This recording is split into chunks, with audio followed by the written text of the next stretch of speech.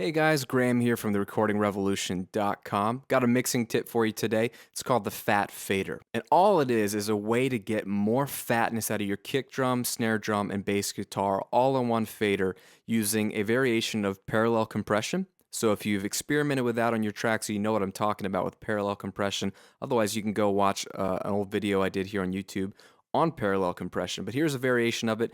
People have been doing this for a long time. I recently saw Frank Filippetti of Kiss and Journey, James Taylor, Korn fame. That's a random bunch right there.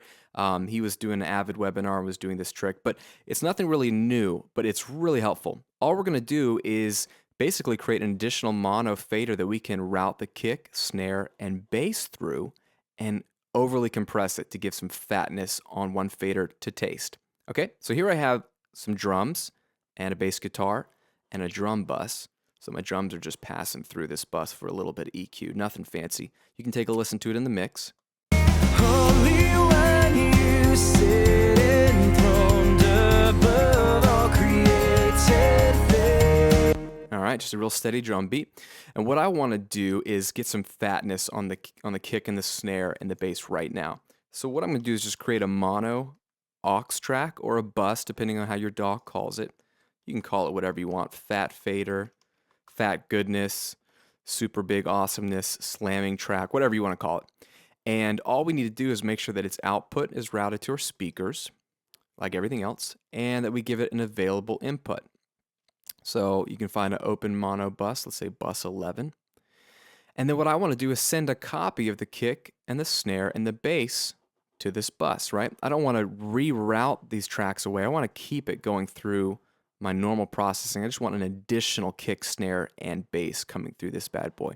In Pro Tools, you can do it a couple of ways. I'll just do it with sends because a lot of DAWs work this way. You can just create a send to that open bus, bus 11, and you can bring it up. And I'm going to Alt or Option drag that copy over to the snare. So I'm sending a bit of snare there, and same thing with the bass. And I'm going to make these pre-fader.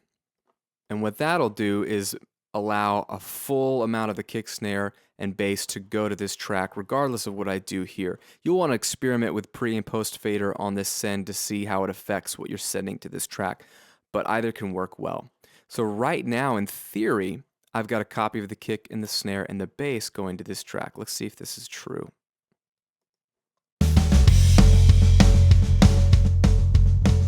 All right.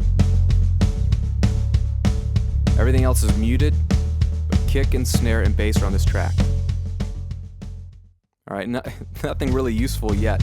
But what that does is it gives us a way to now process the kick and the snare and the bass as much as we want in any crazy fashion we want without actually affecting the kick and the snare and the bass and the drums the way we have it, okay? Because I like the way it sounds like a natural drum kit. So let us experiment with heavy compression. You want to grab a compressor, anything that you can really have a really high ratio on, like 20-to-1 or something crazy. Hey, if you're in Pro Tools and you're using this BF76, you can hold Shift and click the ratio button and it will squash all four of them in, which who knows what that means, but on the old 1176s it meant crazy compression that you don't really want. And then set a slow attack. I know that seems backwards on here. So it'll allow the transients to come through. The kick and the snare and the bass are very transient heavy. You don't want to chop off the transient. And a really fast release. So however your compressor shows that. Slow attack, fast release, so it comes right back and it's ready to compress. And I want to experiment with this compression and squash it.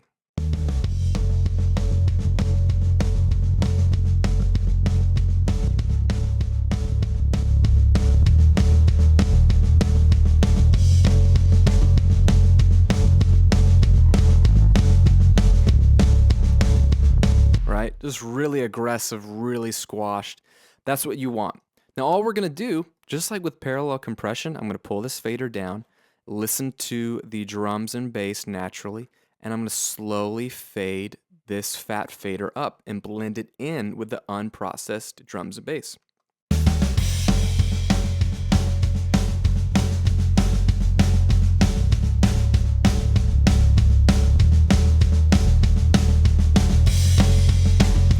Get rid of it. You hear that?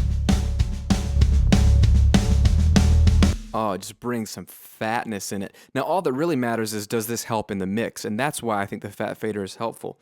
If I bring it down, I'm just going to play it in context with the mix. I'm going to slowly bring this fader up, and you can hear the fatness of the bass, kick, and snare kind of blend in and give the whole rhythm section just a little more, awesomeness. And that's what you're going for, is awesomeness.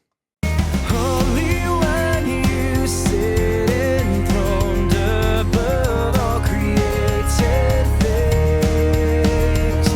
My only when you love me with a perfect offering. You hear how that goes away? Precious Son of God, defeater of my suffering. You have won my. There it is, the fat fader. You can blend it to taste, you can automate it, you can kick it on or off, you can do whatever you like. Experiment with it, see if it helps your mixes. Again, this is Graham at therecordingrevolution.com.